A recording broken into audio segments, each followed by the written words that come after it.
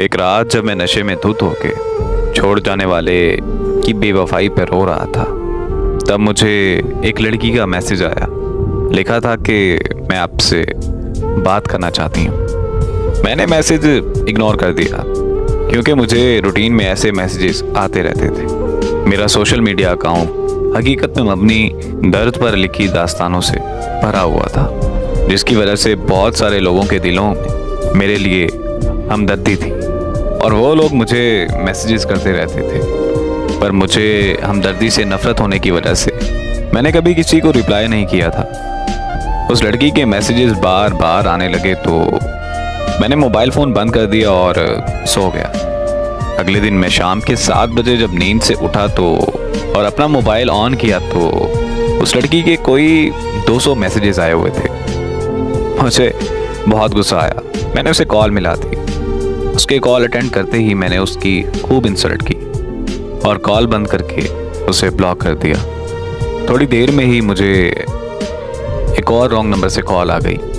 मैंने अटेंड की तो एक लड़की ने मुझे भाई बोलते हुए कहा कि मैं नूर की बहन बात कर रही हूँ। मैंने उससे पूछा कि कौन नूर? वो कहने लगी कि वही नूर जिसने सोशल मीडिया पे आपकी स्टोरी पढ़कर पिछले 7 दिनों से कुछ नहीं खाया। वही नूर जो पिछले 7 दिनों से लगातार रोई जा रही है। वही नूर जो पिछले 7 दिनों से सोई नहीं। वही नूर जिसकी कुछ देर पहले आपने इंसल्ट की है। मैंने इतना सुनते ही कॉल बंद कर दी और वो नंबर भी ब्लॉक कर दिया।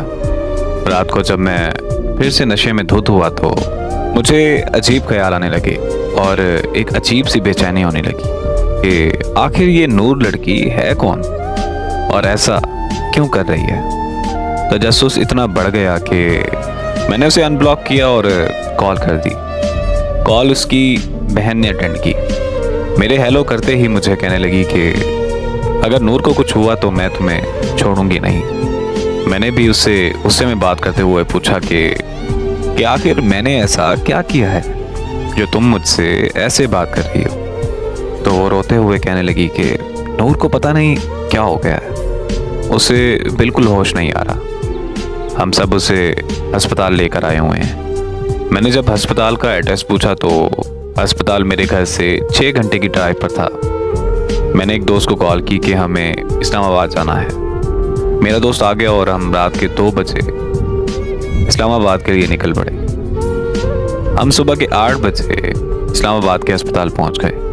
वहां पहुंचते ही मेरी मुलाकात नूर की बहन से हुई। उसने बताया कि नूर को 104 पर बुखार है और उसे अभी तक होश नहीं आ रहा। फिर उसकी बहन ने जो मुझे नूर के बारे में बताया वो सुनकर तो मैं अपने होशो हवास खो बैठा था। आखिर ऐसा कैसे मुमकिन हो सकता है? नूर की बहन ने मुझे बताया कि हमारे वालिदैन एक रोड एक्सीडेंट में मारे गए थे। नूर को उनकी मौत का सदमा बहुत गहरा लगा। एक दिन मैं नूर को खाना देने के लिए उसके कमरे में गई और अचानक से नूर मुझ पर चीखने लगी। वो कहने लगी कि यहाँ से चली जाओ और मुझे मारना शुरू कर दिया। मैं और मेरे मामू नूर को अस्पताल ले गए। वहाँ जाकर पता चला कि नूर एक दिमागी मर्ज में मुब्तला है। ये एक ऐसा मर्ज है जिससे इंसानी सोच, एहसासात और मुतासिर होते हैं। पर हमें लगा कि बस ये माँ बाप की मौत का सदमा है और कुछ ही दिनों में नूर बिल्कुल ठीक हो जाएगी। तो हम नूर को घर वापस ले आए, लेकिन नूर की हालत दिन ब दिन बिगड़ने लगी। उसकी हालत इतनी ख़राब हो गई कि नूर खुदकुशी करने की कोशिशें करने लगी। हम नूर को फ़ौरन माहिर नफ्सियात के पास ले गए। उन्होंने बताया कि दीगर अमराज की तरह इस मर्ज़ का इलाज भी अद्वियात और थेरेपी से किया जा सकता है, पर बिना इलाज के नूर की हालत दिन ब दिन ख़राब होती जाएगी। अगर मज़ीद देर हो गई तो नूर को पागल खाने भी भेजना पड़ सकता है। तो हमने फ़ौरन नूर का ट्रीटमेंट शुरू करवा दिया। 2 साल के मुश्किल तरीन वक्त के बाद नूर बिल्कुल ठीक होकर खुशहाल ज़िंदगी गुजारने लगी।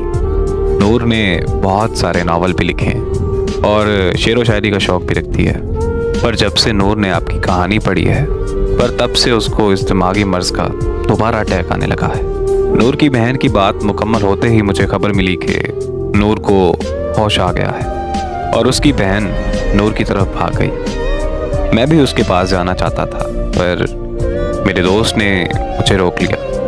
वो मुझे कहने लगा कि नूर तो पागल लड़की है, हमें उसे क्या लेना देना, चलो हम घर चलते हैं। मैंने अपने दोस्त से बोला कि अरे यार, मैं कौन सा नॉर्मल हूँ, मैं भी तो इतना पागल हो चुका हूँ कि किसी का कम बुलाने के लिए नशे का सहारा ले रहा हूँ। बस इतना कहकर मैं नूर से मिलने चला गया। नूर मुझे देखते ही उठकर बैठ गई। उसकी खुशी की कोई इंतहा ही नहीं थी। जिंदगी में पहली बार मैंने खुद की वजह से किसी के चेहरे पर खुशी देखी थी, और उसके चेहरे पर खुशी देखकर जो मुझे सुकून महसूस हो रहा था, वो सुकून मैंने पहले कभी महसूस नहीं किया था। मैं नूर के करीब जाकर बैठ गया और उससे उसका हाल चाल पूछने लगा, तो वो मुझे कहने लगी कि आपके आने से सब कुछ ठीक हो गया है। फिर हमने बहुत सी बातें की और कुछ देर बाद मैंने नूर से कहा कि अब मेरे जाने का वक्त हो गया है। नूर ने जब ये सुना तो पता नहीं उसकी हंसी अचानक से कहाँ चली गई। उसके हाथ पांव कांपने लगे और आंखें नम हो गईं। मैंने नूर की हालत देखते हुए अपने दोस्त को कॉल की और उसे कहा कि तुम चले जाओ, मैं बाद में आ जाऊँगा। इतना सुनते ही नूर के चेहरे पर मुस्कुराहट फिर से वापस आ गई। मैं और नूर 2 दिन तक अस्पताल में रहे।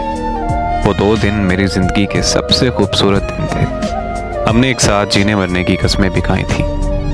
2 दिन बाद नूर को अस्पताल से छुट्टी मिल गई और हम दोनों अपने अपने घर चले गए। फिर हमारी फ़ोन पर दिन रात बातें होने लगी और ऐसे ही 1 साल गुजर गया। वो ज़हनी तौर पर बिल्कुल ठीक हो चुकी थी और मैं भी नशा मुकम्मल तौर पर छोड़ चुका था। यहाँ तक कि हमारी शादी के लिए हमारी फैमिलीज़ भी रजामंद हो चुकी थी। ज़िंदगी में सब अच्छा चल रहा था कि अचानक एक खबर ने मेरी दुनिया हिला कर रख दी। मुझे पता चला कि नूर की बहन की मौत हो गई। ये खबर मिलते ही मैं नूर के घर पहुंच गया। वहां पहुंचकर पता चला कि नूर की बहन ने प्यार में धोखा खाने के बाद खुदकुशी कर ली और नूर को फिर से वही दिमागी मर्ज का अटैक आया। नूर को अस्पताल में फिर से एडमिट कर दिया गया। वहाँ नूर के दिमाग की शरीयान फटने से नूर को ब्रेन हेमरेज हो गया और 6 दिन बाद नूर की भी मौत हो गई।